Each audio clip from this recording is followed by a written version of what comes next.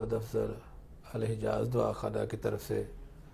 تو دوستو آج ہم بات کریں گے کہ دمہ کیا ہے، استھما کسے کہتے ہیں، اس کی ٹریٹمنٹ کیا ہے اور یہ کیوں ہو جاتا ہے۔ دمہ بیسیکلی ایک پھیپھڑوں کا پرابلم ہے، لنگز ڈیزیز جسے کہتے ہیں۔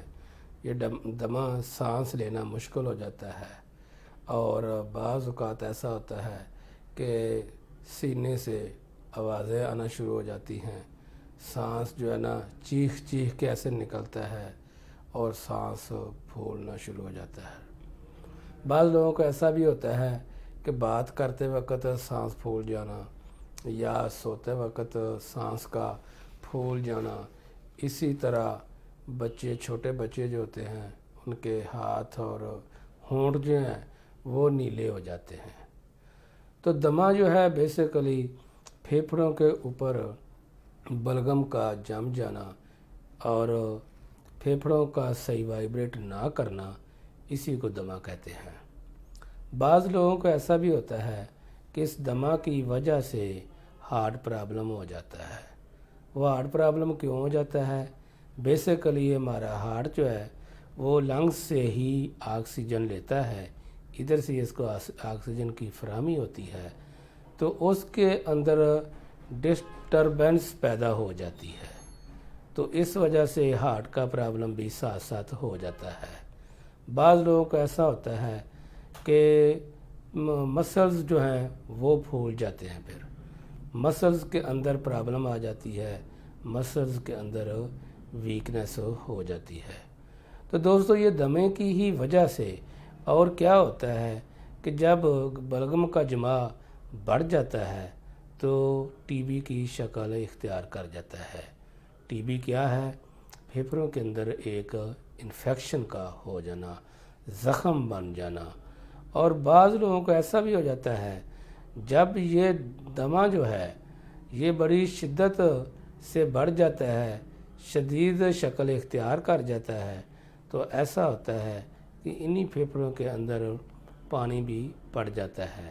اصل میں ہوتا کیا ہے، پھیپھڑوں کے اندر شدید قسم کی خشکی ہو جاتی ہے اور ہمارا لیور جو ہے وہ اس کو خاص اور صاف ستھرا خون جو ہے وہ فراہم نہیں کر پاتا، کچلو ٹائپ جو ہے خون جو ہے وہ چلتا ہے، تو جس سے ردی بلغم پیدا ہوتی ہے اور دمہ کی شکل اختیار ہو جاتی ہے۔ تو بعض لوگوں کو کیا ہوتا ہے کہ جب خشکی بہت زیادہ تیزی سے بڑھ جاتی ہے تو پھیپھڑوں کے اندر پانی کی مقدار رکنا شروع ہو جاتی ہے، جس کو پھر ایلوپیتھک دنیا جو ہے وہ پانی کو نکالنا شروع کر دیتے ہیں۔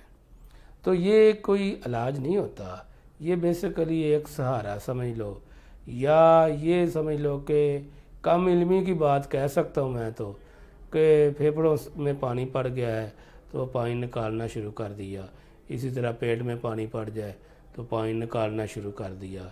یہ ایسا نہیں ہونا چاہیے، ہونا تو یہ چاہیے کہ کس وجہ سے پھیپھڑوں میں پانی پڑا ہے، کس وجہ سے یہ پیٹ میں پانی پڑ گیا ہے، اس کی وجہ کا علاج کیا جائے۔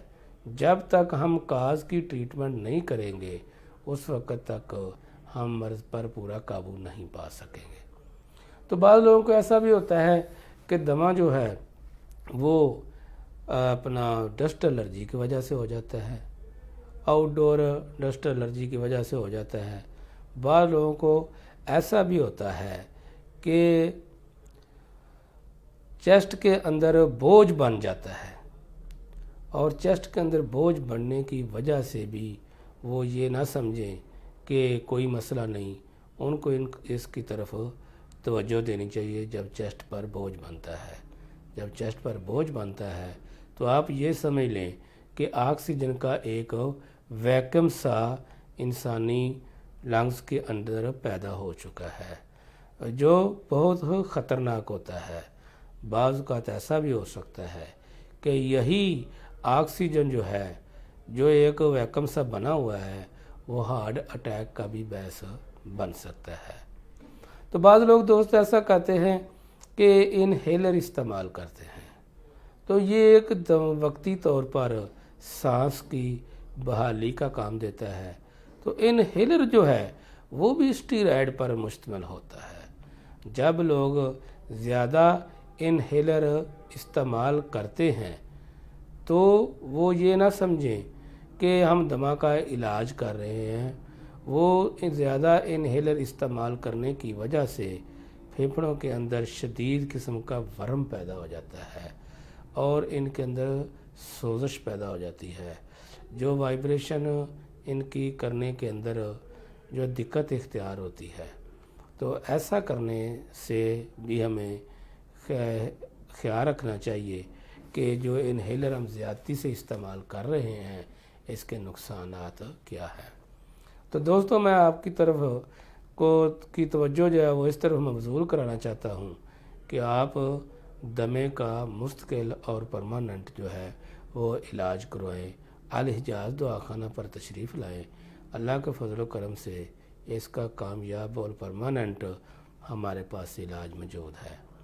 اس کے علاوہ ہمارے لیور کا اچھے طریقے سے کام نہ کرنا، جس کی وجہ سے آپ کو میں بتا چکا ہوں کہ دمے کی شکایت انسان کو ہو جاتی ہے۔ ہمارے دل کو صاف ستھری اور بالکل اچھی جو ہے آکسیجن کی ضرورت ہوتی ہے۔ جب اس آکسیجن کے اندر مختلف قسم کا دھواں ہوگا، اپنا ڈسٹ وغیرہ ہوگی، اس کے علاوہ فیکٹریوں کے بڑے ہی خطرناک کیمیکل زدہ دھوئیں شامل ہوں گے تو پھر ہمیں جو ہے نا سانس لینے میں پرابلم ہوتی ہے۔ اس کے علاوہ یہ بھی ہوتا ہے سموک کی وجہ سے بھی انسان کو سانس لینے میں پرابلم آ جاتی ہے۔ تو دوستو آپ کو میں بتانا چاہتا ہوں کہ دمے کا یہ نہیں ہے کہ دمہ دم سے ہی جاتا ہے۔ دمے کا علاج جو ہے ہمارے پاس اللہ کی رحمت سے مستقل اور پرماننٹ علاج ہے، اور اس علاج کے لیے ہمیں کوئی 9 مہینے یا کوئی یہ نہیں ہو کہ سال کے کورس کرنے پڑیں گے۔ اس کا علاج کے لیے زیادہ سے زیادہ جو ہے الحجاز دعا خانہ میں صرف اور صرف 2 مہینے کا علاج ہے۔ آپ تشریف لائیں، کسی بھی میرے بہن بھائی کو، بچوں کو اس طرح کا کوئی پرابلم ہو، آپ الحجاز دعا خانہ میں تشریف لائیں۔ اللہ کے فضل و کرم سے انشاءاللہ یہ قابل علاج مرض ہے۔ بعض لوگوں کو میں نے دیکھا ہے کہ سالوں سال سے انہیلر استعمال کر رہے ہیں، یا کئی لوگوں کو ایسے بھی لوگ پائے جاتے ہیں جو سالوں سال سے دمہ کی ادویات استعمال کر رہے ہیں۔ تو یہ علاج نہیں ہے، ٹریٹمنٹ نہیں ہے۔ ٹریٹمنٹ یہ ہوتی ہے کہ جس وجہ سے دمہ پیدا ہوا ہے اس وجہ کا علاج کیا جائے اور پھیپھڑوں سے بلغم کو صاف کر دیا جائے۔ پھیپھڑوں کے اوپر بلغم کو روکنا یا بلغم کو خشک کرنے کی کوشش کرنا یہ ایک کم علمی کی بات ہے۔ یہ دمے کی کوئی اچھی ٹریٹمنٹ نہیں ہے کہ جیسے اس کا دمے کا علاج ہو جائے۔ دمے کا علاج تو یہ ہے کہ جس وجہ سے بلغم پیدا ہو رہی ہے اس عضو کو ہم ٹھیک کریں، اور جو بلغم پیدا ہوئی ہے ہمارے پھیپھڑوں پہ پڑ گئی ہے اس کو رقیق کر کے پتلا کر کے باڈی سے صاف کیا جائے۔ یہ دمے کا علاج ہوتا ہے جس سے ہماری سانس کی بحالی ہو جائے۔